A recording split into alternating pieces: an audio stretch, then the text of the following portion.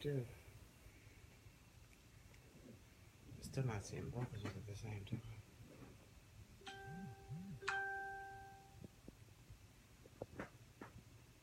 I know you're live. So I'm waiting on the other one. I'm on the Lover and Giver page. Mm-hmm. You don't want to start? Oh, okay. You want me to start? Hey, how are y'all? You usually start. Yeah, I didn't know. How y'all doing? We're just happy today. No, we're not. Tell the truth. You know what? Stop. We're just all right, happy. you want to start over again? Because you'd be like, oh no, I want to tell the people all the problems. I want to do this. So why you lying? Why you lying? Anyway, are you going to play a game or are you going to tell the truth? Which one? So I know how to act. However you want to act. No, because I'm telling you, I might respond to you. So if you're going to play the game, as you put it, then I'll just play the game too. No, I'm just saying, if you whatever you want to do, how y'all, the name of it is what? I forgot already. What's your definition of love? Define love. Define love. What's love? What does love mean for you? Something like that. You know what? We can't even remember what we put the dog on title at. Yeah. But define love. So, everybody has their. I think it was First or Second Corinthians. First Corinthians that had basically all of the definitions of what you should see as far as love. Yeah, she's right. There are different types.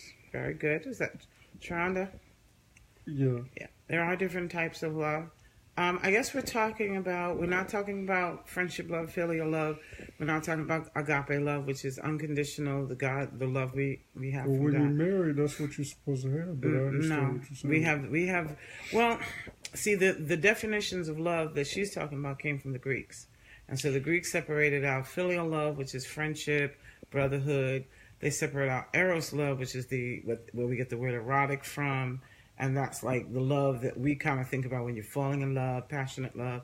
And then there's the agape love, which is sort of like an unconditional,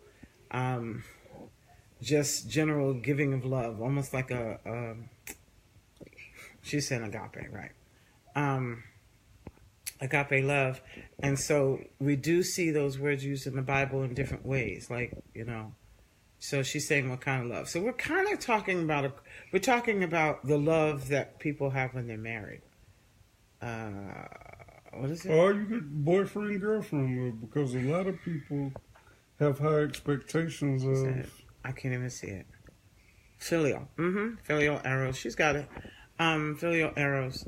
So when we're talking about love that you would have in a relationship, which could be all three. It really could be all three. I think it's best if you have all three. I think you should be friends. I think you should have that passion. And yeah, I think, you also have to have times of unconditional love. But I guess what we were trying to get to is, what do you define as love? Like if you said, oh, I know somebody loves me, why would you say that? What? Is that what you meant? Because I don't know. It was your topic. I just said it was good. Oh, okay. Yeah, why would you love? Why do you love the person you love? Can you explain? Can you really explain? Can you really define the love that you have for the person that you are with or the person that you plan to be in life? Nikki going in. She always do that. I ain't got no problem with it. I love it because it gives us a chance to we're actually working on a program so that we can kind of pop some things up there and then we can share and do some more exciting things with the Lover and the Giver show. And so I'm excited when we have people interact. She goes, love is compromising for another's happiness without dishonoring who God is in the process. I like that. Yeah, there's a lot of compromise in a relationship and in a marriage. There's a lot of compromise because they're two people. Okay, so define compromise. Well, he wants you to define compromise. What does compromise mean to you, Nikki? Yeah, well, for me, compromise means that you're not always going to get what you want. You're not going to get everything you want.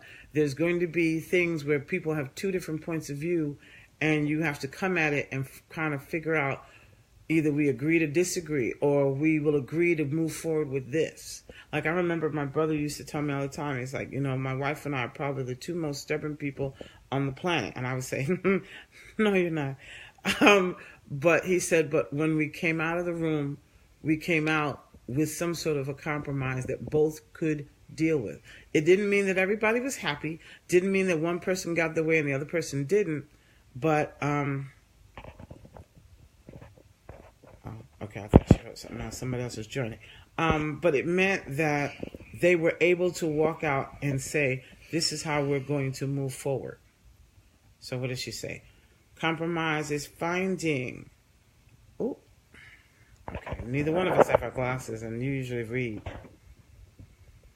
What does it say? Get close and read. He broke the glasses, people. I left him a set of glasses, and he broke it. What does it say? Compromise. Compromise is finding a solution. I think where finding a solution where both people may not be able to get their way, but you find a solution that leaves. You find a solution that leaves home, that leaves the home and the relationship whole. Yeah, that's I like that. I like that. We need to share that, and loving the giver. Single, saved, and serious, we need to share that. It's a good thing. It doesn't mean that one person gets their way at the expense of the other person. One person, two people come to some type of agreement. Right. And it could be that we agree to disagree. It could be that. It agree that we not come. It's a settlement. Right. Yeah. It's a settlement. If you just, so somebody has to come to some type of closure within the agree to disagree. They have to come to a level of closure to make it accomplished, to make the same thing accomplished. You know what? She's hilarious. She says, I don't like relationships, but I know what makes them work. Well, I think what it is it's like when people say, when you feel that way, it isn't because of love. It's because of all those things people did in the name of love. I think you like relationships, but you don't like what people call relationships. You don't like how people may act in a relationship. Some people don't like relationships because they got to deal. They don't want to deal with anybody outside of themselves. When you're in a relationship, you're dealing with another person, and you're dealing with everything that they come with. Well, let her answer the question. That's what she's doing. Is it saying that you don't want to be in a relationship, or you don't like what most people say is a relationship? Because if you know how they work, you know what makes them work. So what you're looking for is somebody else who knows how to make them work. I'm serious. She don't want a relationship, period, from what I know. So that's why I'm just waiting her to ask the question if she'll answer it. I'll let her answer you. Go ahead. So literally, because I'm sorry, people pass stuff off as love and it's not, So that's why I'm saying what upsets people say, oh, I'm never going to do that again. Well, if that person did those things, I would never do again. Chuck hit it on the head. Yeah, you don't want any. Okay, cool. I mean, if that was really what works for you, and it's funny, though, that you do know what makes them work. That's cool. And you can give good advice. So the thing of it is it's like the compromise is something where they say, look, I'm not going to get everything of my way. You're not going to get everything of your way. But we're walking out of here, and this is the best we're going to get. Sometimes you may not even be able to settle everything at the same time. You may have to come back you may have to table it. You may have to, she said, I'm always giving advice. Cool. So you may have to table it. You may have to come back. Just know, being from a single perspective, I don't remember you ever being married. If you have, just let me know. But please don't give married people advice if you've never been married and being single. Because what happens is, especially within women, because women get emotional and they feed into different type of advice, and people won't have the best interest of you in your marriage. So they will sit there and tell you anything because in the back of their mind, some people want to be where you are, some people don't. But at the same time, if you've never been, or it's been years since you've been in that situation, then you have no idea, especially when you've never dealt with those certain personalities. A lot of times, a lot of relationships, a lot of marriages and stuff like that have failed from second opinions. Well, she says she disagrees. So she says, I've given my married friends advice because I make sure, to give advice that makes them stay and seek God. And see, that's the extra thing. And what he's referring to is the kind of advice was like, girl, I told you he was never any good. That's the kind of stuff he's talking about. Girl, you could do bad all by yourself. Girl, you're crazy. Girl, you can do better than that. So what he's saying is a lot of people that he's come in contact with, that's the kind of advice as a single person they were giving to their married friends, because secretly they either don't want you to be married, they want you back single, so they got you full time. That happens. Or they really want to be in your situation, but they don't want you to get there before them. He's had those kind of situations. I've actually had a little bit of that too. They still come around, of course. And that's even for men too, but the difference is like if I ever get in that situation, a lot, even men know if they say something stupid or silly, I'll let them know. But a lot of times you really have to be, if you're doing that, Nikki, then that's good.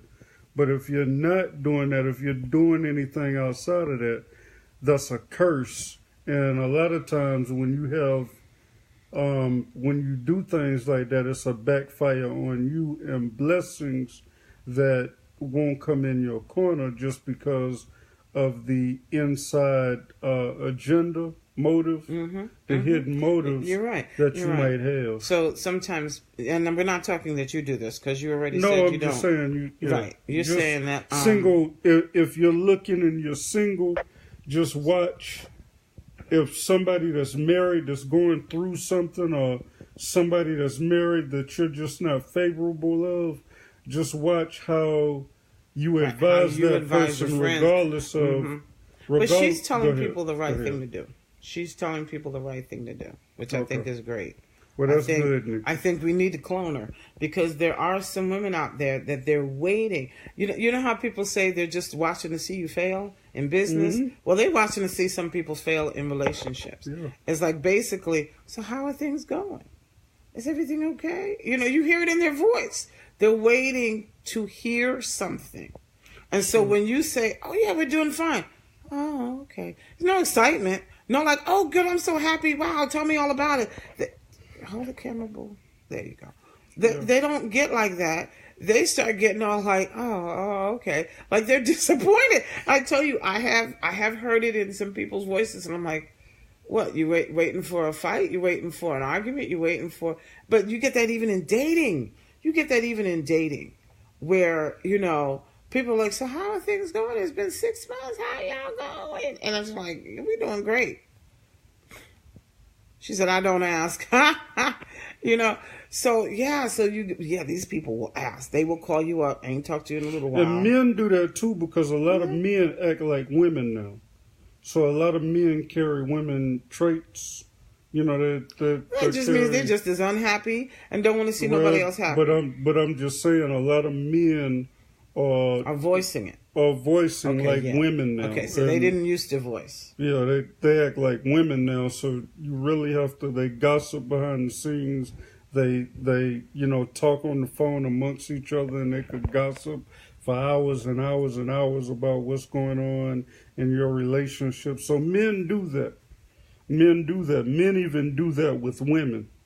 They even do that certain type of thing they do. With women. Oh yeah, you got hey, how you doing? I'm just checking in with you. What they do is, how you doing? A lot of them, they talk to certain people, and then next thing you know, you hear it from that woman, and you confront them, and it's a different type of story than what they've said. And that's why I said you got to watch men that act like women. If you're going to say something about that person. Make sure somebody's spouse that's not being protective of their spouse, you got to make sure that that person is able to confront you with whatever issues that they have. And if they can't back up their word, then that's being real gossipy, because you want to be able to back up what you said. You want to be able to back up what you said. And I mean, women do that same thing. No, don't say nothing behind my back that you can't say to my face. Women say that. So it's like, but you're saying that we've got more men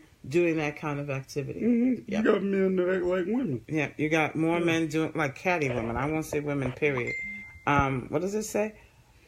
Women go in with the intent of gossiping. Men act like they are just, deep. I wish I could love your comment. All I can do is a thumbs up, unfortunately. Men with what? With spreading facts. That was deep. We're going to be putting all your stuff up on doggone Single Saving Series and Love and the Giver today. That was deep. Yeah. That's very deep. They might spread facts or whatever, but what they consider facts. What they consider facts, but it's still gossip. It's gossip. That's what she's saying. She's saying that they do it differently. They say that they're just saying, well, this is a fact and this is blah, blah, blah, blah. But it's still gossip, because especially if they can't come to the person and say it to their face. Yeah, if you can't come to the person. And say it to their face. So then it's still gossip. Yeah. So, we're talking about, what does love mean to you? What do you feel? How do you feel? I don't know. You had more to it? No. You just gotta, at the end of the day, you gotta be very protective of love, even in a relationship. The way you define love, if you really love that person, if you really love that person, you got to be die hard for the love that you have of that person. Now, if you're single and you're dating, the love you'll see the results of the love when that person attaches their whole life to you. When they give their whole life to you, that's when you really see the love, regardless of the motive or hidden agenda or whatever. However you may see it, however somebody else may see it, they're giving their life to you. So when that person is able to give their whole entire life to you, give their mind, their body, and soul to you, that's love. When they want to be in a position to come one unit from two different people and they become one, that's a form of love. So for a single person that's coming into marriage, or an engaged person, you got to know, y'all got to talk or whatever about love. And do you really love me? You brought up something about hidden agendas. There are people who will lie, cheat, and steal to get what they want, and they actually will marry you to get what they want. And but that's what I'm saying. But at the end of the day, like they've gave their life. They have some type of love. If they married you, when people get married just so they can get their green card, people will marry you and say they give you a life and be gone in 2-3 years. So there are hidden agendas that we have to be discerning of. Mm-hmm. We have to be discerning of. So just because a person says, "Oh, I'm gonna give you my whole life," but let's be real. With that, we can be real with that. They don't get away with it. They might get away out of the marriage, and they might have hidden agendas and get away out of the marriage, but they really don't get away with it. No, they don't get away with it spiritually. True, they don't get away with it really emotionally, because after a while, if you lie, cheating, and stealing, that catches up with you. But I'm just saying, for the other person, for the victim, the person who believed the con man story, that's very devastating. To have thought that this person was going to... I read some story one time, the woman was about to marry and found out he hadn't really divorced the other wife, and he was trying to move on to this. So, just because a person wants to attach themselves to you, you still have to question those motives. You still have to go through the motion of finding out, what are they talking about? What do they really want? So I think we got to do that due diligence in the relationship and the dating and everything, so that, you're somewhat on the same page of what they want. And it's hard when you're dealing with a con man.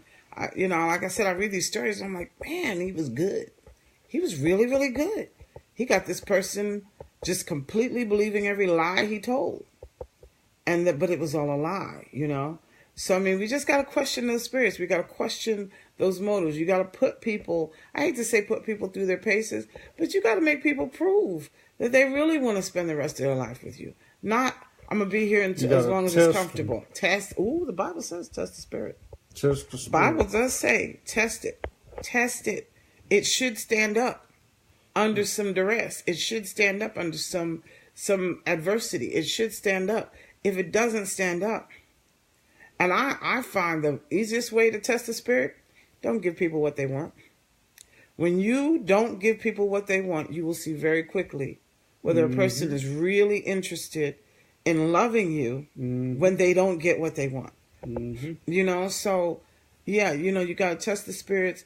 I've been looking up, just to change subject real quick, I've been looking up the 5 love languages, and I said, you know, there's different ways people, you know, I know that's very popular. There's different ways that people show love.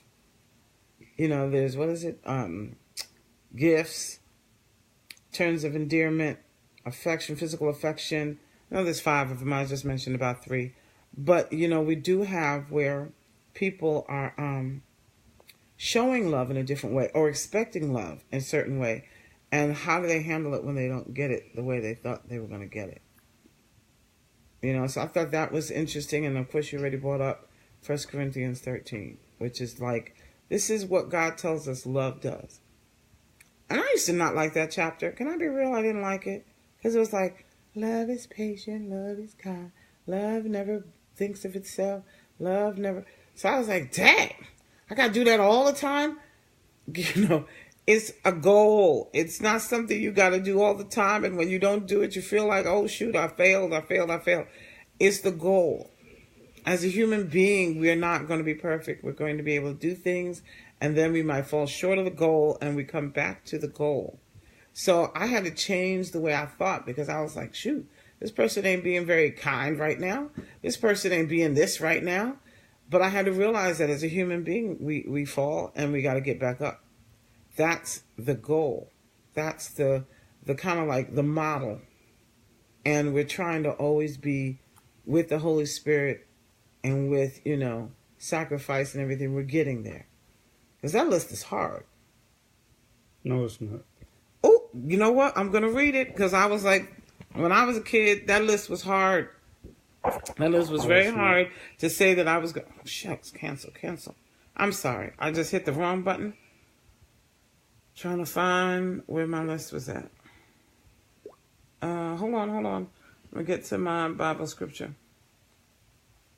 Love is patient. Love is kind. Love is not jealous or boastful or proud or rude. It doesn't demand its own way. Tell me that's easy? It's real easy. It don't say just because it says love is not rude, just because you're rude one instant doesn't mean that's what I said. That you know, it's hard. That's just one time or whatever you could be rude, but then you get back to reality. That's and you what start I just loving said. the yes. same. You start going back to the model. It's not as hard. What I was saying was, as a kid, I thought you were supposed to be this every time. You were supposed to be this all day long, and if you weren't this all day long, you just didn't know how to love people. And I mean, that's the kind of perfectionist I grew up under. But what I've learned is you're going to fail this list. You're not going to keep it perfectly. It says it is not irritable, and it keeps no records of being wronged. It does not rejoice over injustice, but rejoices whenever the truth wins out. Love never gives up, never loses faith, is always hopeful, and endures through every circumstances. Good God Almighty. What'd you say? Love is gradual is the word you read. Love is gradual. Yes, we grow daily to this list. We don't start off. I'm trying to get you. Oh, I'm good. We don't get to this list right away. We don't get to this list every day. We don't get to this list 100% every day.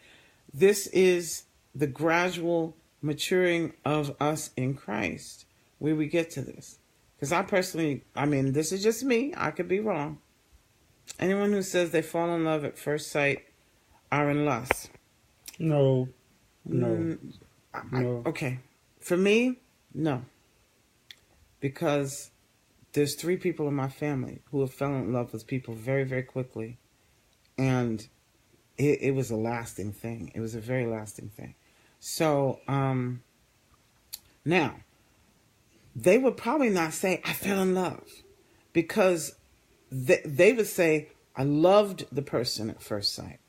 So I might agree with you about falling in love. Because to me, the way we talk about falling in love, people fall in love and then they fall out of love. Yeah, but that's certain people. But there are people that just seen each other and loved everything about that person and fell in love with that person, of who that person was at first sight.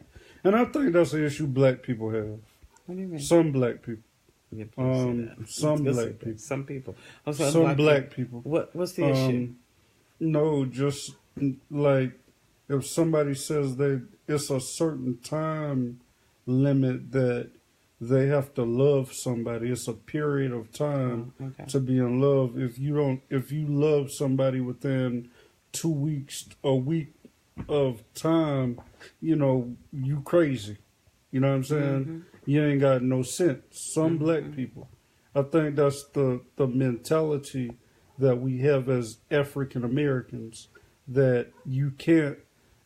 It's a certain stage within your lifetime to where you fall in love, and that's not true. Some people fall in love at first sight because of what they feel within that person, and they regardless of how it comes out, they still love every part of that person when they get to know each other, as long as they get to know each other. Yeah, and I guess as they get to know each other. I'm sorry, as they get to know and again, everybody's not the same. So you not even wanting to be in a relationship may also be attached to how you don't believe people fall in love at first sight. I think touchable, to get to know someone. I've had men tell me, I love you the first day they met me. And I'm like, nah. See what I'm saying? But you know what? But that's just her. That's just her. Yeah, but she's saying that doesn't even compute for me. I don't know where you're coming from. No, because there's several times I told somebody when I was younger that I loved them, and they thought I was fool. Okay, but I'm just saying, you can do it. But She's saying she can't. Go ahead. She's saying she can't. Okay, she can't. Right. And that's understandable, but that's the mentality. You can and you might have, but you're afraid to be hurt again. I think that's what it is. I don't know it that well. You know it better than I do. No, but I'm sorry. I'm going to put my hand up. Yeah, you know it better than I do. Yeah, but I'm just saying, the plural side of it, the general side of it, to where women get themselves, they don't put themselves out there because they want to, and men too, they don't want to be hurt again. They want to be hurt again. Because you ain't nothing like feeling that hurt. And nobody, it's just like being shot. Nobody wants to be shot after the first time. They don't want to be shot again, especially if they get a second chance. So just imagine you going through that hurt, that pain that you went through getting involved with somebody else. And you don't want to go through that disappointment and that hurt. Like I said, you know her better than I. She says it's a decision that she's made. There are good people out there. It's just not something for her. Because you don't want to put your foot, and it has nothing to do with knowing. It's general. But just listen, it's not personal. A lot of times it's general. A lot of people don't want to step their foot in there. That's the decision they made because they don't want to deal with what comes with it. There are different things that come with it. Married people hurt each other all the time. Nobody wants to be in that position to be hurt again. Okay, so she's saying, yes, you get your general, but you can't generalize because she's the exception. I disagree with that. Okay. Wow. And I'll tell you that. Y'all go ahead. Every situation is different. You ain't fooling me. Oh, Do I have to leave the conversation? I love you, but you ain't. Do I have to leave the conversation? Because I feel like y'all are about to go in. But I'm just saying, if since I don't know her and you might know something I don't know, for me, I would say to her, look, you may be someone that doesn't work for. I had plenty of friends that said, Judy, you told me the story about your dad. You told me the story about your brother. I couldn't do that. And I was like, yeah, okay, I don't know. Well, I bet you they want to be married. Yeah, but we're talking about the love at first sight thing. Yeah, they don't want to be, they want to be married. They don't want to be in the position. And I bet you they might be in a situation where they find somebody.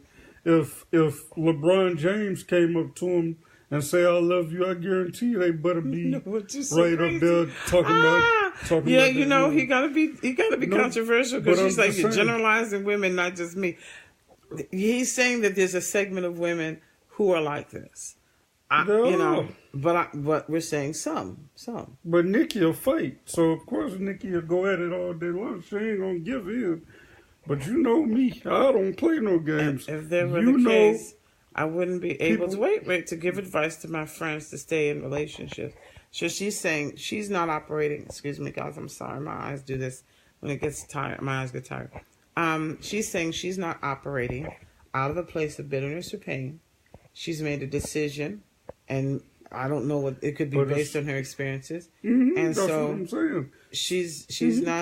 She's not focusing on, I don't want to get hurt. I've just made a decision. This is how I want to live my life. You see her, but you just coming back and forth. Now, what this tell you? Tell me what this tells you right here. Tell me everything that it tells you. Now, look at all of this. I'm leaning down. Come on, now, don't that look like... Now, what all this tell you? What all this tell you? I don't know what all that tells me. I'm trying to what does it tell me? No, I'm just saying all of this. I hope it meant that she just feel like engaging. But, there were people in the Bible who did not operate in marriage and still serve the Lord. Yes, there were. They were called eunuchs. They were called Paul. There were people in the Bible. I have people in my family. One of my mother's sisters never got married, never had any kids. Doesn't seem to have a problem with it. I don't know the whole story. I'm not going to assume that I know the whole story. But for whatever reason, there are people who feel like, she says she's doing this because she got time tonight. I'm not, that's not the point I'm trying to make, Nikki. It's not the point that you're going back and forth on, Facebook and Live. I appreciate you the point hanging out with us tonight. We appreciate it because you're not hiding behind the computer, like most people do, just saying, I want to see what Chuck said and things like that. Or I want to see them in their bedroom clothes and all of that, so you're engaging. I'm just saying you're engaging with us. Joking. So I'm not saying that. But what I'm saying is all of the wording of the advice, the just the topic, it's just showing that you want to feel that type of love. And I know it's an effect. Nobody wants to put themselves in a position. When I got hurt from that girl who worked at Goodwill, I was like, Lord, I can't take this pain no more. I can't, after I failed my marriage or after my marriage went apart and I got involved with the girl at Goodwill, with the woman who worked at Goodwill, and she just hurt me. And I went through that storm of, just looking back at how she hurt me after I've been hurt the first time from my marriage, and she came back and it's a double hurt.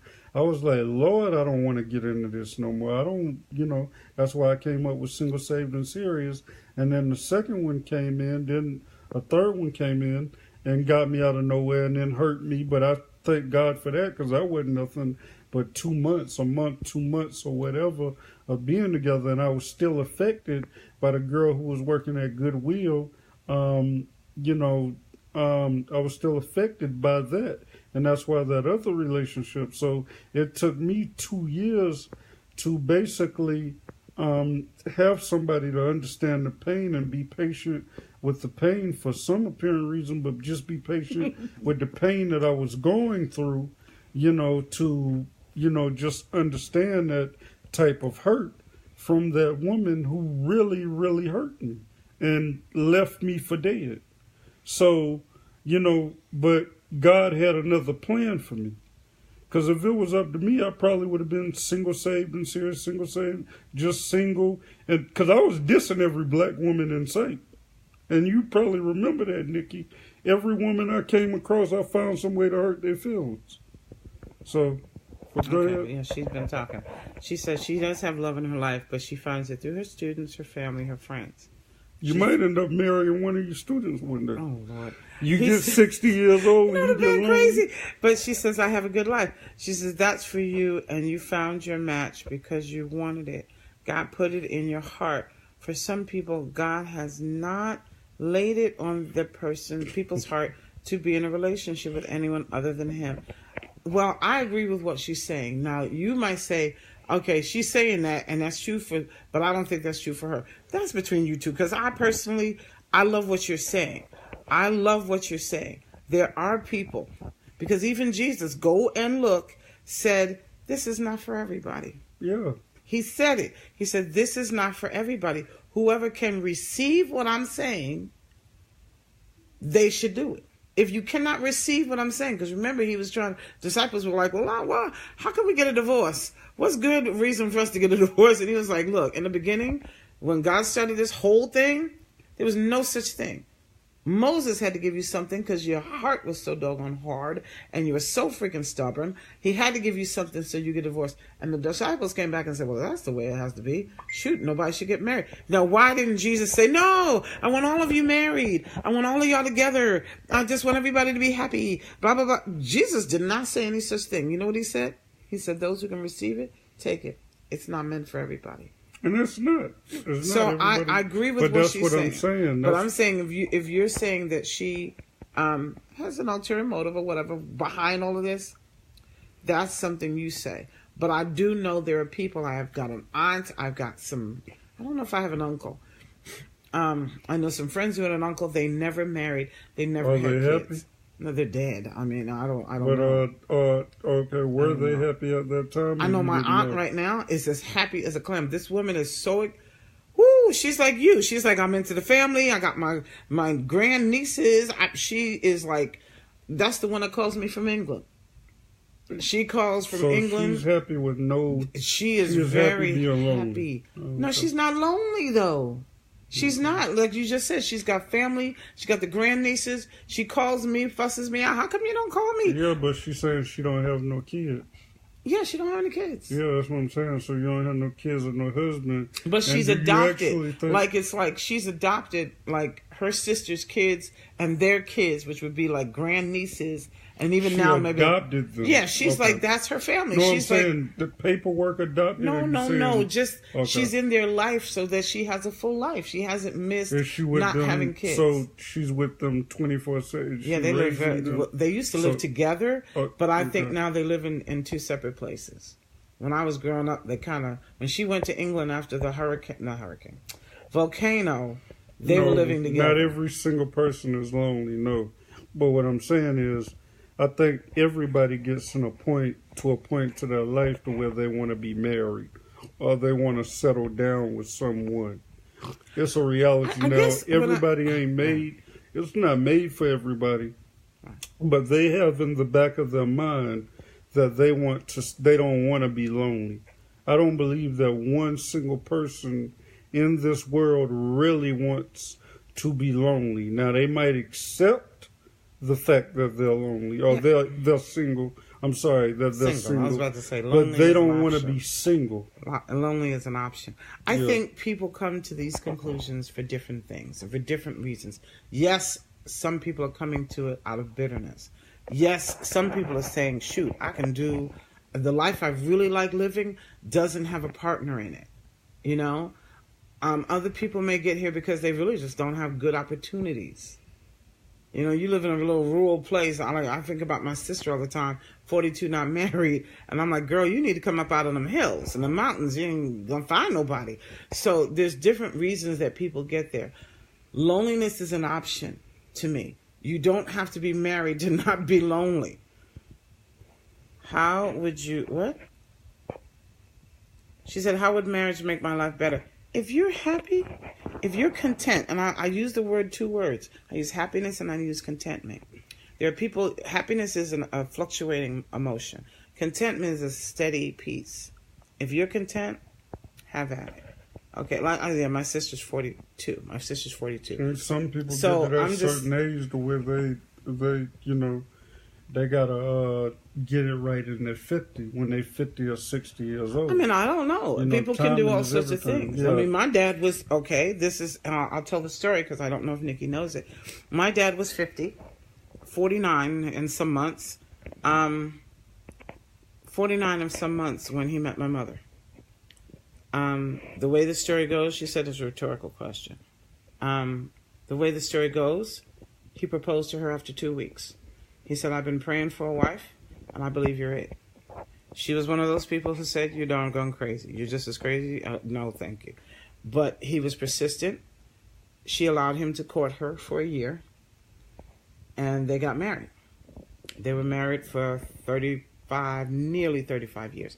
I would say they were a couple of months off from 35 years and passed within 7 weeks of each other. That's always what I see as the love story of my life. My brother saw his wife on the porch. She had the suitcases still on the porch. And I remember him saying to me, I believe that's going to be my wife. That's why I'm saying it's not a falling in love. It was like he loved her at first freaking sight. I was like, what are you talking about? I don't even know who the girl, what's her name? I don't even know if we knew her name. But he loved something about her. They got to talking. He loved what he saw, heard, whatever. Let's see, they got married in just say they're getting close to 30 years. They're getting close to 30 years. So, yeah. So we have these stories. But see, what I try to do is I don't try to generalize people. I try to understand that there could be a segment, like you say, some people are doing this, some people are doing that, some people are doing that. Why I always say, are you content? Because my aunt's content. Nikki, for whatever reason, if you don't even agree with her, she's saying she's content. People, I think the reality is that you can still be content, but not be happy where you are. Content is when you're okay, you're at peace, but at the same time, you still want more out of where you are. Okay, so that's why I'm separated. What I'm saying is, some people are at the point of, okay, well, I'll be single. If I don't get married, I don't get married or whatever. But I'll just be single. But that don't mean they want to be placed as being single. Right. That's we what agree I'm with saying. You. There are a segment of people who want to do that. But there are people, like I just described my aunt, she didn't have any kids. She never got married. She's one of the happiest people. She has done what she's wanted to do. I have 2 other aunts. Did she have any men coming on to her or really trying to get with her? I don't know that far back, but I do think, there were. That were really trying to get with her? Yeah, they were men. I mean, I don't see any of my mother, and there were 7 of them. I don't see any of them people didn't have some sort of love interest. But for her, it just never happened. I think sometimes I don't know the experiences, so that's true. I don't know the past. But what I'm saying is, at a woman who is over 70 at this point, she's like, I've had a good life. I love it. I love her. Yeah, she's okay with what right. So she's not unhappy. So regardless of the opportunity or whatever, regardless of the opportunities in the past that she might have passed over, and she's looking back at, being 70, and she's looking back like, I could have been married to this guy when I was 40 years old who thought the world of me. I guarantee you she looks back at those opportunities, but she's just like, okay, well, it didn't happen. I'm okay with it. It's just like me not. Well, okay, what I'm hearing is, does she look back with regret or, it just didn't happen? Look back with some type of I don't regret. think so. I don't think so. Okay. Yeah. So, I mean, and that's I've met people who say, no, I'm good. And if a person tells me I'm good, I take it. I don't try to be still worming in there. Aren't you kind of feeling a little bit? Don't Jay-Z you have a little bit? Came up with a song. I think it was Reasonable Doubt. We all live with some type of regret. So if we can I be honest with you? If we had this conversation where we were dating. What did I tell you about me? That you don't about regret. I don't live with regrets. If I make a decision, I deal with it. If I don't have any looking back, I don't have any woulda, coulda, shouldas. I don't have any wistful feelings like, oh, that shoulda. That I don't do that. I don't do that. Okay. So yeah, there are people who do that. We're going to be honest. There are people who do that. We all live with regrets. I don't have any. I don't have a single regret in my life. I have loved my life so freaking much. I'm so excited about what I'm doing. I'm so excited about wherever I am because I own my choice 100%. If I did this, I will not regret it. It's a personal choice I make. Will I have difficult times in a choice I made? Yes. But I won't regret it. See, to me, regret means I wish this didn't happen. I wish it could have came out a different way. And you don't never wish that something could have came out a different way. I done told you when we were dating. Tell me that you don't never wish, regardless of how the outcome came, that it could come out a different way. Nope. I'm telling you, I told you when I was dating. Because it's going on YouTube. Okay. Go ahead, look at the camera. I do not regret anything in my life. I have done some things that I don't run around spouting to people about. But if you ask me, Judy, do you regret them? No. Okay. No. Because what I do is I own my choices. When I own my choices, that means I'm at peace with them. I don't enter. Somebody asked me today, don't you have little fleeting thoughts? No. And what does that mean? Like, do I have thoughts of regret? Do I wish something had turned out a different way? YouTube and Facebook. Did I wish something had turned out a different way? And I said no. And what I had to tell the person was, when I've done everything I personally can do, and I have to make a choice and a change, I own it 100%. So I understand what you're saying as far as that. What you're saying is you made it to where you tried to do the best. That's what she's saying, and I understand that. You tried to make the best out of the situation to where you were okay with the decision because you came back and tried to make the best out of whatever decision that you made. And that was the gambit in my life. So that I understand. That I understand because you're saying that the other side of the choice was placed on somebody else. You did the best that you could with whatever decision that you made. You tried I had to make a choice that I knew would be the best for me. I'm coming from? Yes. Okay. Yes, that, and as well as I had to make a choice that was the best for me at that time, and so I can't regret the choices. I don't do things because I don't tend to do things at a spur of a moment. So I don't do things just say, oh well, wing it, flip a coin. I don't treat my life that way. My life is too important to me to treat my life like it should be decided by the flip of a coin. And so what you're saying is you think about what you're getting into before you get into every single thing. But what about the situations to where you thought too much into it and you went into it instead of just you missed an opportunity because you thought too much about it, and when it was hoppy go skip, just go do it. You don't live with those type of regrets? No. Look at the camera. No. Okay. This is what I say to people. And this is a scripture you will hear all the time, but people really don't own it. All things work together for the good of those who are loved, and who love the Lord and are called according to his purpose. All things. So when I make a decision, I can't turn around and say, God, oh my God, I could have done. He's like, well, you made that decision. It's all going to work together for your good. All of it. All of it. Like I said, I've made some choices in the past that really weren't great. They're just not great. But I got to own them. I made the choices at the time. They're my choices. And that's it. And you don't look back and say, I should have done something different at that time. Nope. Or it could Because have worked out something different. Explain that. No, I don't think so. And I'll use an example of my disability. When I had to make the choice to leave the workforce, I fought that choice for the longest amount of time. And when I finally had to say, Judy, stop. And I knew that when I made the choice to stop, that I was facing poverty. I was facing limited living conditions.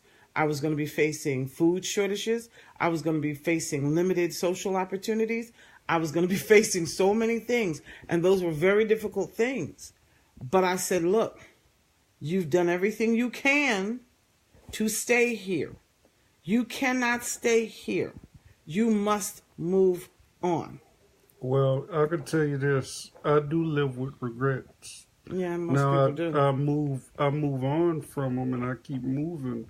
But yeah, I do have the what it could have, should have. Good night.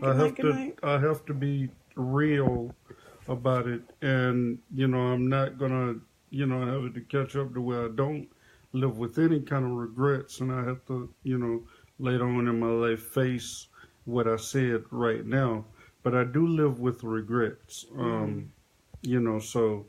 But the reality is, you have to, you just have to move from those regrets and don't make them a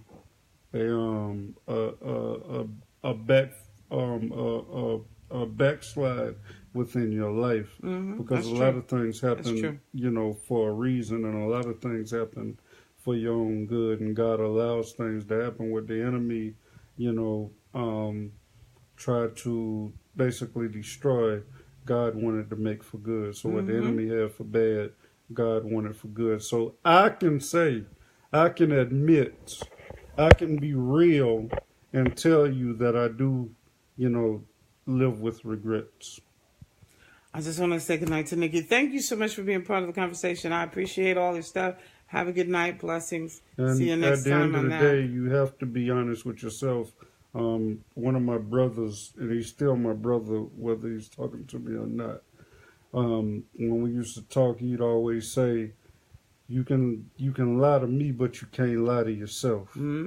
So in life, just make sure that whoever you lying to yourself before you lie to them. We love you. We're done? No, go ahead. I'm sorry. I didn't know. I was just saying goodnight to her because she said, I didn't know. Enjoyed talking. I'm going to bed. But she'll come back on. Yeah. So I think that's a good point though. I think regardless of what other people say, the first person we have to be real with is ourselves. First person we have to be real with. And so, but we also have to respect somebody else's truth. I think if somebody says different than what we know or feel, we can't negate their truth. You know what I'm saying? Even if you know the person? I don't know, because people are always changing and evolving. So if a person matures to a level that they weren't 10 years ago, and I see that change, I can't say, well, you know what you did 10 years ago? You didn't act like that when you were 10 years ago. They've evolved. They've matured. So, and that's because I've known people 20, 30, 40 years. I've known them when they were in their crazy 20s, and now they're 40. I've known somebody when she was 3, and she, and then she died when she was 47. So the person at 47 wasn't the person at 27. Yeah, and that's true. People grow. Right. So as people grow and they come into a different maybe idea and vision of themselves, I can't say, well, you know what, 5 years ago, this happened and you said. Well, you still have to, in order to defeat that purpose or defeat that before it comes up, you still have to remember what you said. Yeah, but they can. But my thing is, if they even do and say, yeah, but I don't feel that way anymore. I'm content being single. I'm happy being single. I've created this life and I love it and I wouldn't change it. I wouldn't take them back 5 years ago and say, yeah, but da. I'm saying, okay, are you really good? Yeah, I'm really good. Okay, I accept your truth and I keep it moving. Because my thing is, why am I going to get an argument with something that happened 5 years ago? No, that was 5 years ago.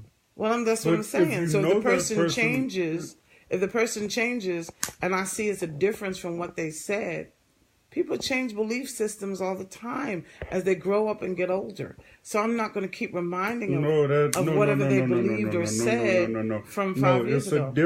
It's a difference in Nikki saying, I'm going to, I don't want to be married. I don't want to be bothered. And then next thing, somebody comes up next week and say, I'm in love and, blah, blah, blah. And she changes her mind from what she says than saying, I've never lived with regrets. That's a difference.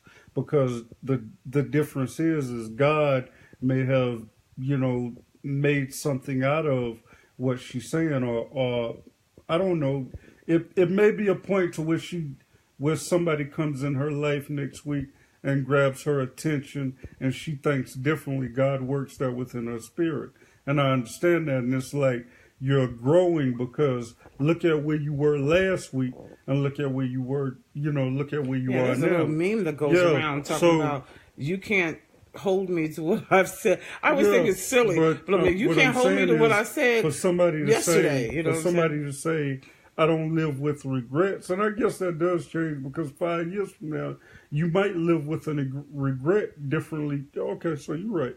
I understand what you're saying. Yeah. I mean, what I'm saying 5 years from now, you might, I might experience something in which I regretted something. But, okay, great. I'm glad you got that point because that's what I'm saying. Up until this point in my life, I can't look back and say I regret it. But 5 years from now. But 5 years from now, I don't know the future. You might look back and say you really regretted something that happened 10 or 20 years from now. Yeah, I could. I don't think so, but I could. But I don't know. I mean, that's your truth. You put it on Facebook. Yeah, I don't. You never live with regrets. Well, I mean, and that's something I've said along the way. I know one of my best friends, Connie, her husband asked me years and years ago. I was still living in New York, so that's more than 15, 16 years ago. And he came to me and he was like, Judy, do you ever live with regrets? And I told him, no. No, I don't. I said, because I don't think you should do anything without your whole mind 100% committed to it. If you're doing things and you're not 100% committed to what you're doing, then that sets up a stage for regret.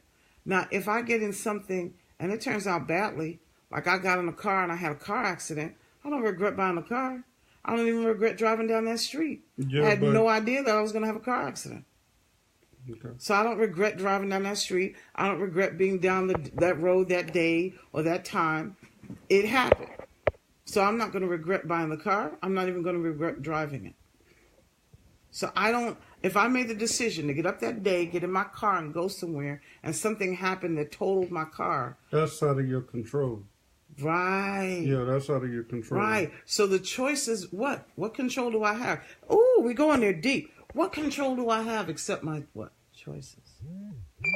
Your choices to go in the car, you ain't have no other choice. Right. So I have no choices over the things that happen to me in life, except I don't have control is the word. I don't have control over the things that happen to me in my life.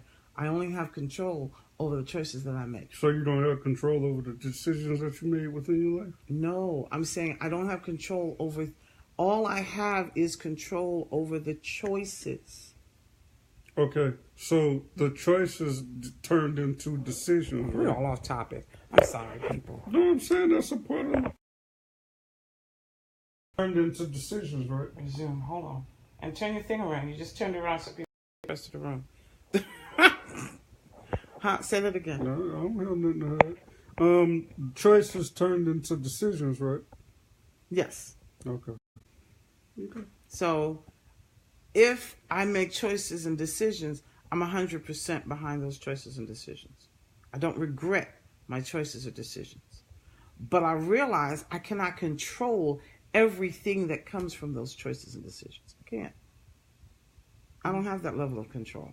God is the only one who has that level of control. And what he has told me is all things are working for your good.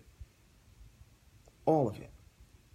Okay. And that's a concept that a lot of people don't get because they're like, well, this happened and it was bad. I made the choice to go here and this thing happened.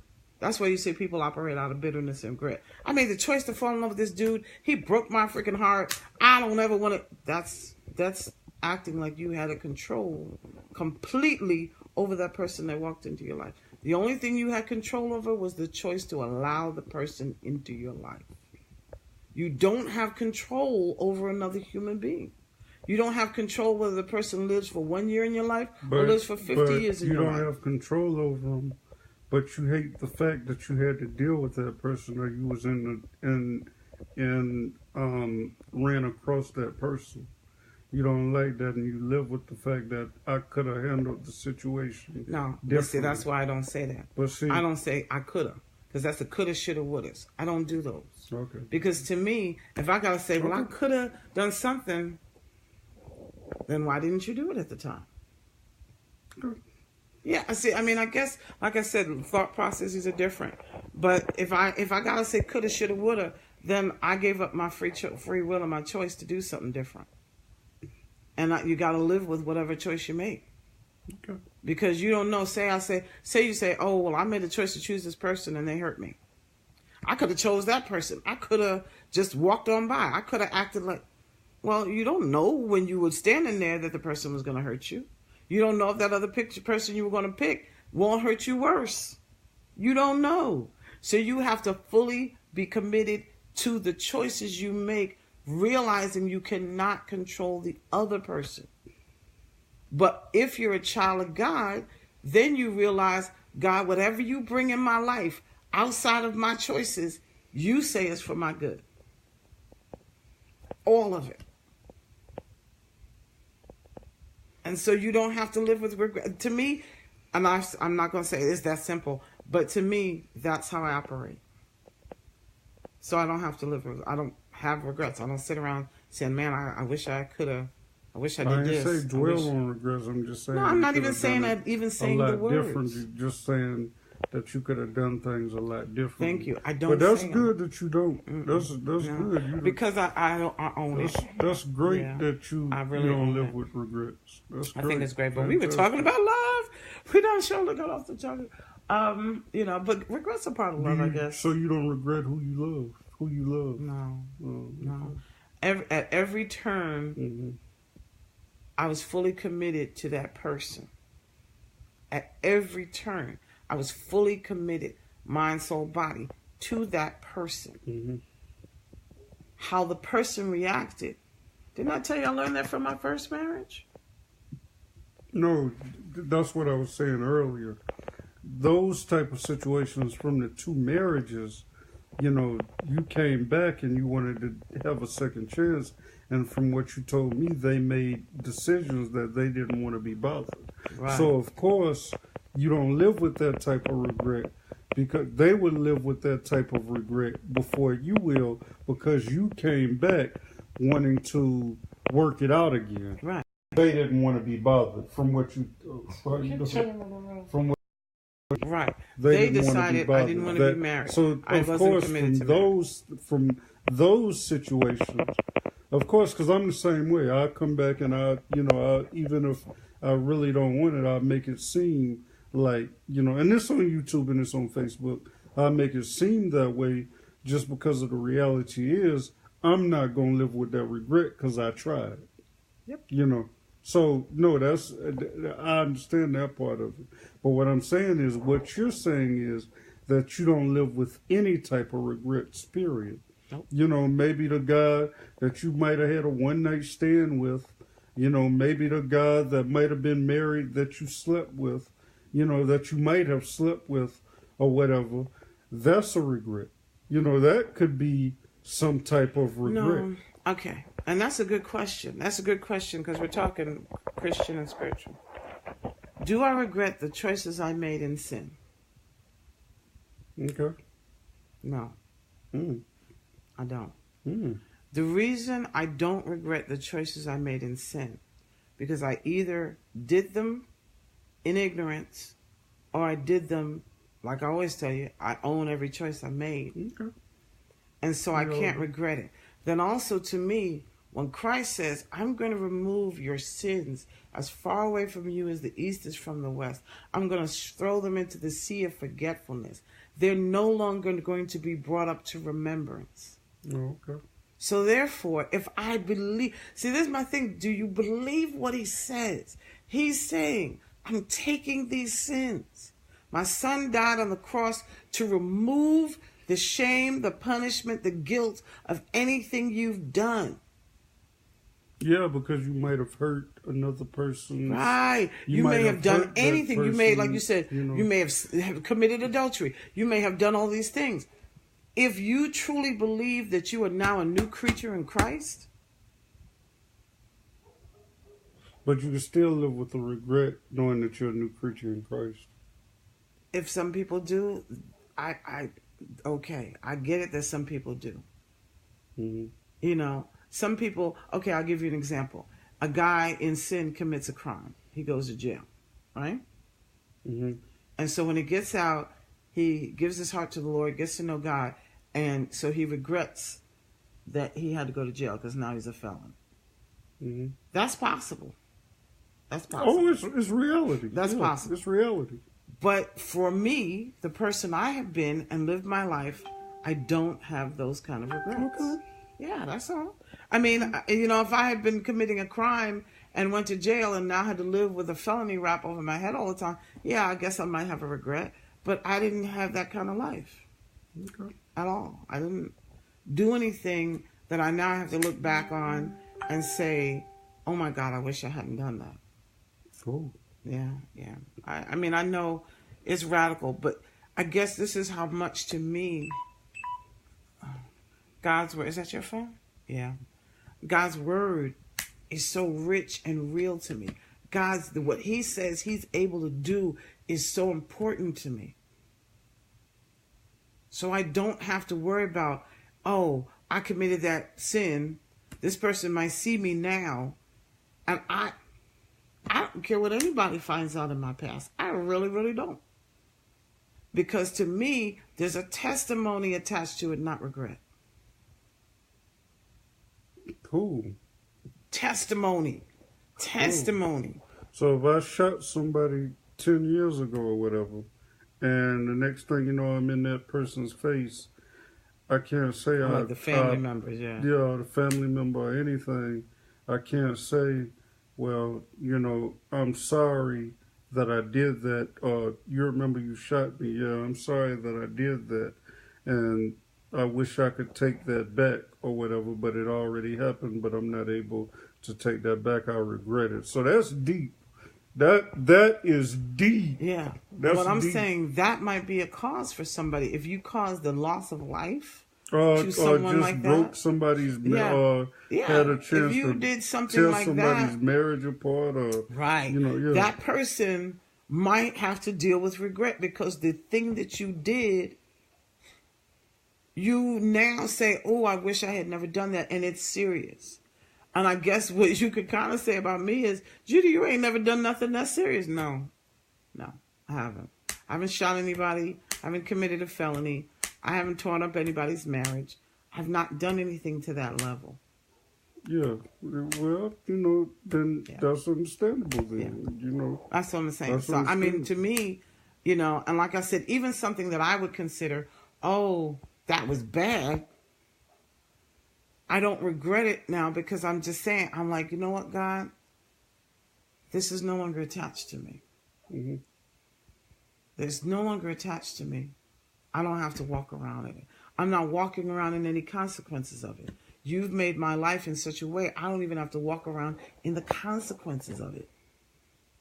Isn't that amazing? Yeah. That if God could make your life, you don't have to live with the consequences of your sin, of your shortfalls, of your mistakes. Yeah. That's amazing. And I think that's what God has performed in my life. Yeah. He's done a lot of that where I don't have to live with the mistakes of, I don't have to live with consequences of any mistakes I've made or any sins that I've done. Well, if you ain't never done nothing to hurt anybody, you know. And, it doesn't mean I haven't committed a sin. But but I'm just saying. To that level. Yeah. If I've never shot anybody, I got no felonies, I got no broken marriages because I tried to snatch and steal somebody. Because in my mind, I already knew that was wrong. So why would I commit it?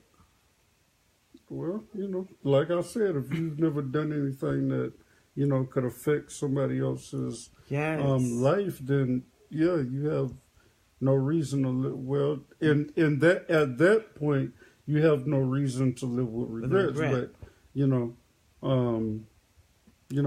that's good. That's great. And part of that is the part of that is that any decision I made, I thought about it and said, own it or shut up. I've said that to myself since I was like 12, 13, even before that, 8 or 9 years old. Own your decisions or shut up. Definitely by 13, I was like, own your decisions or shut up. Nobody want to hear about, I made that and I regret what I did. Did you know what you did? I guess I grew up with that parent. There's a difference. You made a decision. Go ahead. Yeah, go ahead, real quick. We are.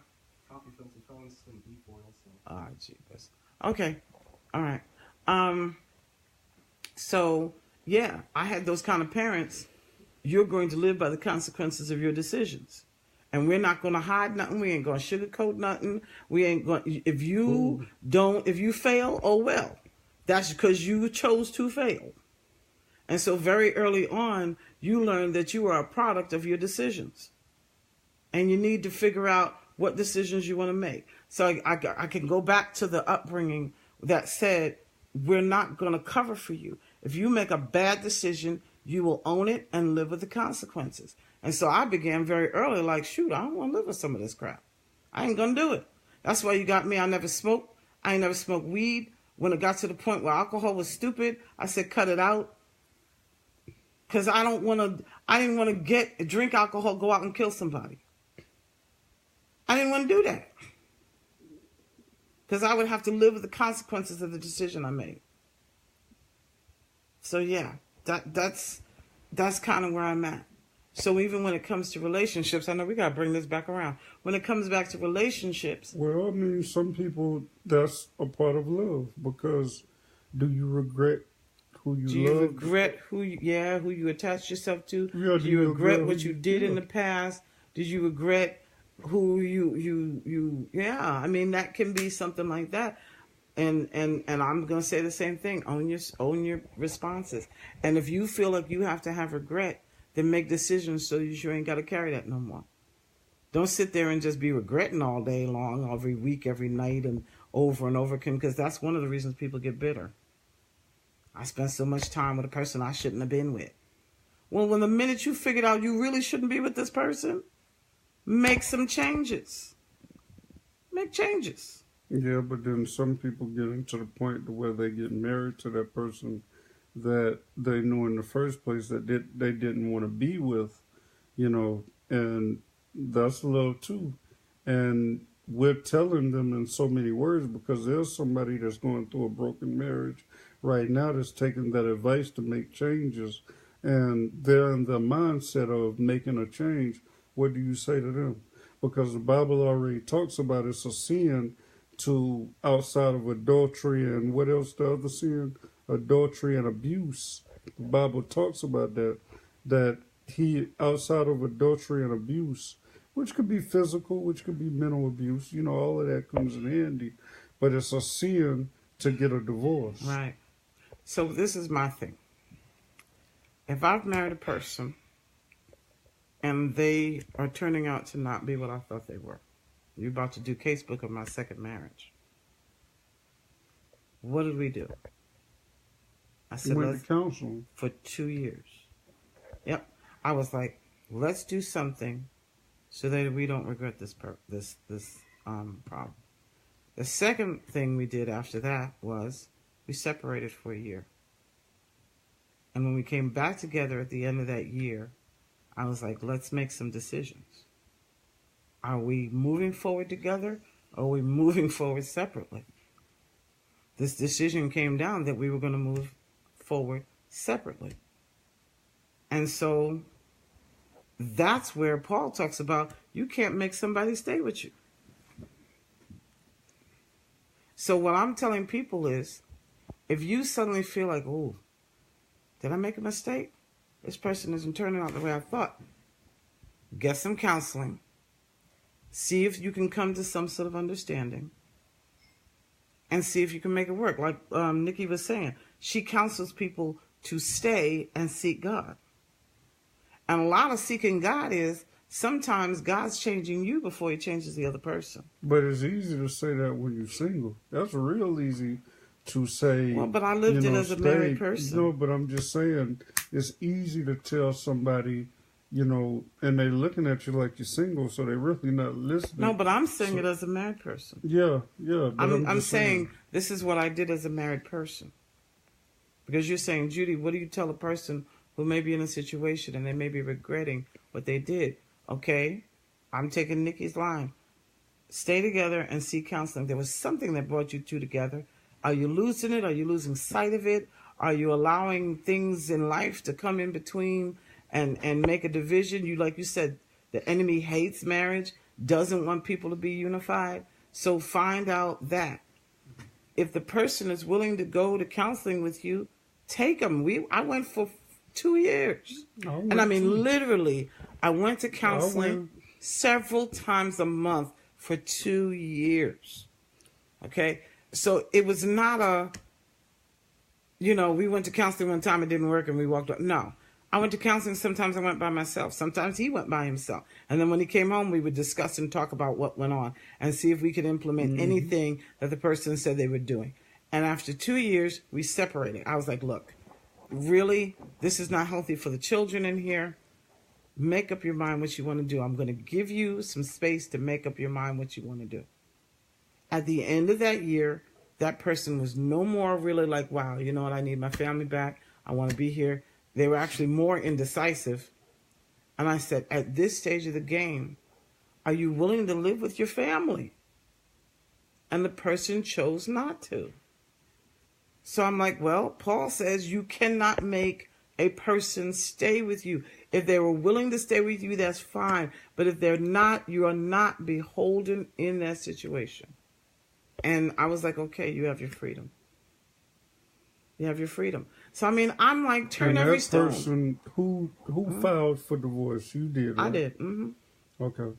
So, did he sign the paper or did he? Yep. Like I said, sign the papers. No issues, no problems, nothing. There was no fight whatsoever. So that was a form that you didn't have to live with a regret. Yeah. Because he made it to where that's what I'm saying. He sent the paper to where you sent off the papers for him to sign, and he signed them. He signed them and sent them back. And said, I give you your freedom. Yeah, because now if he didn't sign the papers and he wanted to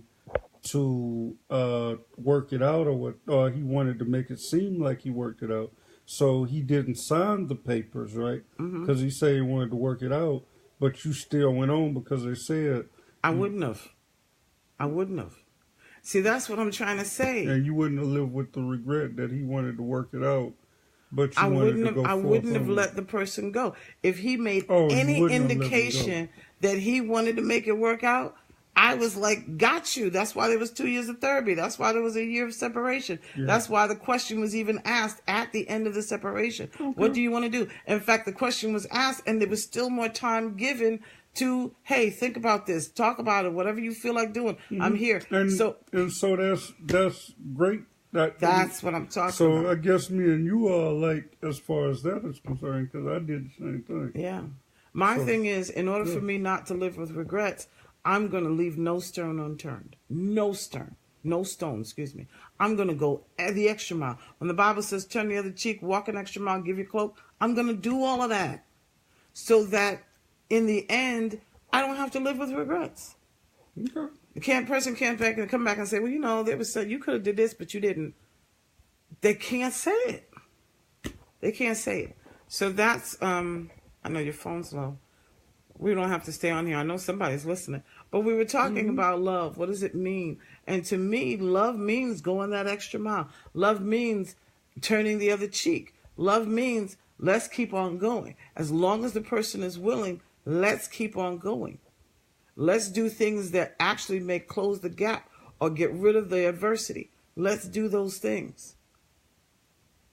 I'm not giving up. That's what love means to me. I'm not giving up. So, you know, when a person walks off from me, that's their choice. Now, whether they made the choice and then regret it later, they won't be able to say Judy didn't try. They won't be able to say it because I'm not going to leave it where I left you a reason to walk out. I'm just not. I'm not going to leave it that way. You know, that's how strong I feel about love. That's how committed and loyal I am to the person. You got to keep going. You can't start, you know, when we did the 1 year separation, I was pissed. As you rightly know, I don't believe in husband and wife living apart. I don't believe them spending time apart. I was pissed. Yeah, you sitting there gone for 4 hours. Yeah, you're right. You know what? She's so stupid. That was just a joke. I know that's why I laughed because I was like, "You're so stupid." No, she know what I'm talking about, but that's an inside joke. Yeah, please tell them that was a joke. That's why I laughed. But yeah, I don't believe in that, and I was pissed that I had to do it. But I was like, Lord, this is the last ditch attempt to try to give the person space so they can make up their mind. I'm willing to do even this craziness that I hate in order to show the person that I love them. I was willing to do something I hated. And it still wasn't enough. So at that point, you know, he like I said, he came to the conclusion, let me just release you because I'm not doing anything for you. I can't make up my mind. I don't know what the heck I want. What? What you gonna say? Do you think he lived with regrets? Yeah. Oh, I don't think. I told you already. I know for a fact he does. Yeah. He lives with regrets. Yeah, I know he does. But the thing of it is that, you know, I'm like, we are a product of our choices. We are a product of our choices. And we have to live with our choices. Yeah. Well, you know, the good thing about it is don't put yourself in a position to where, you know, you might hurt a person or whatever, and then that person moves on and you think about it and you end up calling that person and keep checking up on that person when that person has moved on with their life. And that's what Judy is saying in that situation, because she don't put herself in a position to regret to where she has to look back. Me neither. I don't do it neither as far as relationships, to where you have to really look back and say, I wish I would have, could have, should have, yeah. And then next thing you know, call that person up and, you know, and that person has moved on and that person is married. You know, if you live with that decision, if you make a decision, then be able to live with it. And, you know, you can still apologize and you can still own up to it. You can apologize for a mistake. But you got to own the consequences, yeah. But at the same time, you know, don't, you know, you can call back or whatever. You can call and say, I'm sorry or whatever. But find your own woman or find your own man, and, you know, regardless of what happens in life, have that person to deal with what you're going through within your lifetime. You know, what you're going through, that person should be able to, that you're trying to have in your life should deal with it. That's just like if I hurt somebody or broke somebody's heart when Daddy passed and Daddy was going through, and I'm calling somebody that moved on with their life, but I have somebody right beside me, you know, that'll make her feel bad, because this is the person that I need to pay attention to, of being right beside me when I'm going through some type of grievance or I'm feeling lonely about a situation. This should be my right hand, or maybe a friend to where I'm at that I'm interested in or is interested in me. That should be the right person, instead of calling way across town or way on the other side of the world looking for that help of that person who moved on. Right, that connection. And, you know, that's we should live with that. And that's why the Bible talks about clearly fornication. That's why it talks about adultery, because of the tides. And what you're doing is you're affecting that person. A divorce too. All of these sins that come about, divorce, all of that catches up with you. Yeah, it does. It catches up with you. And a lot of, you made me think of a point. Sometimes people are making decisions they really haven't even thought them through. They just haven't. They're just like, either maybe out of anger, maybe out of hurt, maybe I'm going to get you back tit for tat. I'm going to make these decisions. And I've had people tell me that they got divorced into those things. And then after they, calmed down, cooled off. They thought about it. They thought about it. Oh, well, now. And then they turn around, that person has said, thank you for letting me go. And the person, like you said, has moved on. And now they're living with regret because they made a rash decision. They made a decision they didn't think out clearly. So I guess, the best thing is to slow down. Don't make decisions until you're 100% committed to them. Like, there's no stone unturned. You've exhausted every opportunity, every chance. Then move on. But making rash decisions, rushing into decisions, all that sort of stuff makes you then have regrets. And some of them can be fleeting because, people, what did they say about us? They were like, oh, this happened too fast. Y'all are going to fall apart. Y'all don't, and I was like, I don't think so. Because we looked at the character of the person and we were like, yeah, when we hit hard times, I believe this character will be able to survive that hard time. Not all the time. What? It depends on the hard times they go through. Everybody hard times are differently. Now, what you're saying, you're talking about people who might be miserable. Anybody that's looking at somebody else's marriage, from the outside, especially behind social media, and not getting to know the people, period. Well, that's what and I'm saying, yeah, but I'm just saying, you're talking about misery that loves company or misery feeding into I just think a lot misery. of people, even people who were married, were like, are you sure you guys? And they probably were miserable. They didn't seem Why miserable would you to me. why would you question another marriage? Because they're afraid you're making a mistake. Marriage? They're afraid you're making a mistake. But you got to look at it. Somebody might feel that they're making a mistake within their marriage. What I'm saying is, why would you be concerned about somebody's happiness and not be, before you're concerned about anything else? If somebody says they're happy, or somebody wanted to make a decision, I don't think then they're why would they concerned be about. concerned? Yeah, because they're your friend. No. So if they what? No. Yeah, well, I don't think they're putting the other person's happiness before, but I will say they will say, hey, you sure, you barely know this person, blah, blah, blah. It doesn't mean that they're miserable. It just means that, hey, I didn't think that you would make a decision this fast. And sometimes people think they know other people and really don't know them that well. So they may question and ask. Now, I'm saying in a questioning tone. I'm not saying like how we got was y'all are going to fail. That to me is bitterness, misery. Because you cannot pronounce failure on somebody else. If you question, you sure? You good? Then I'm like, yeah, you're just being concerned. But somebody who tells you you're going to fail, you will not succeed, yeah, that's bitterness. That's misery. That's misery. Right. That part. Even, but just somebody just saying. Okay, just saying, okay, yeah. Yeah. Somebody that's just saying, you shouldn't. You sure? You made the right decision. And if you say yes, then okay, and they let it go. Yeah, that's what I'm saying. But then in the back of their mind, if they had to ask that question in the first place, are you good? Then evidently they already had a shot that you wasn't good. No, they just may want to make sure you're sure. Okay. Yeah. Because like I said, there's a difference from the person who lets it go and the person who then goes on to pronounce doom. As you say you're okay with it, right? then you're okay. Right. If they say, "Are you okay?" Yeah. You sure? Yeah. Okay. You know what I'm saying? Like if you were to take a job working some hours you never worked before, people are like, "Well, you sure you want to do that? That's so different from what you did before." Yeah, I think I can do it. I'm good. You good? Okay, I'll be praying for you. Good. That's a concern to me. That's not misery. Yeah. Okay. Yeah.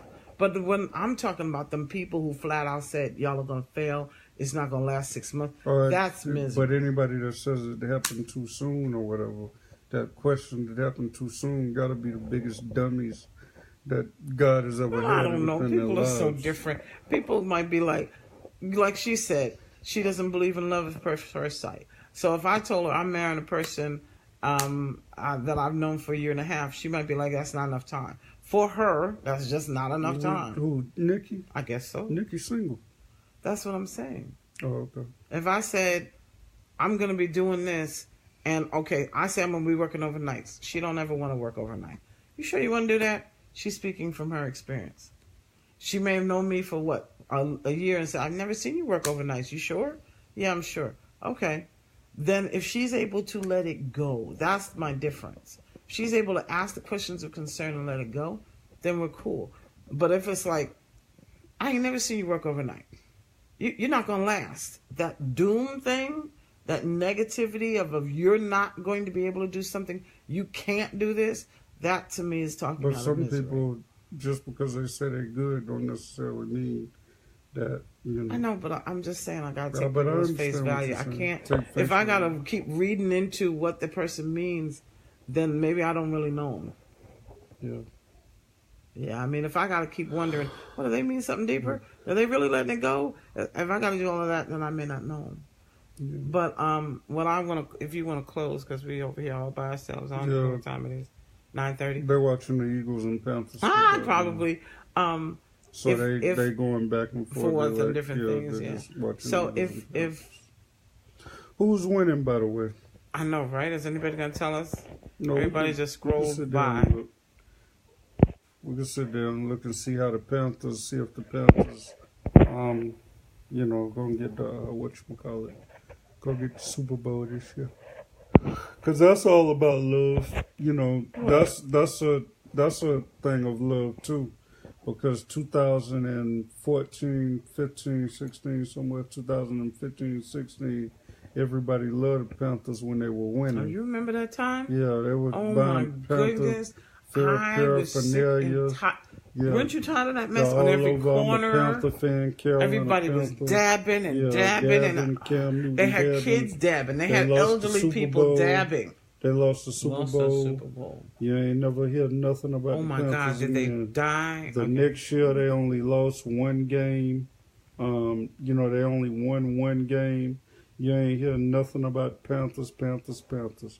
So we'll see how it plays out this year. We love you.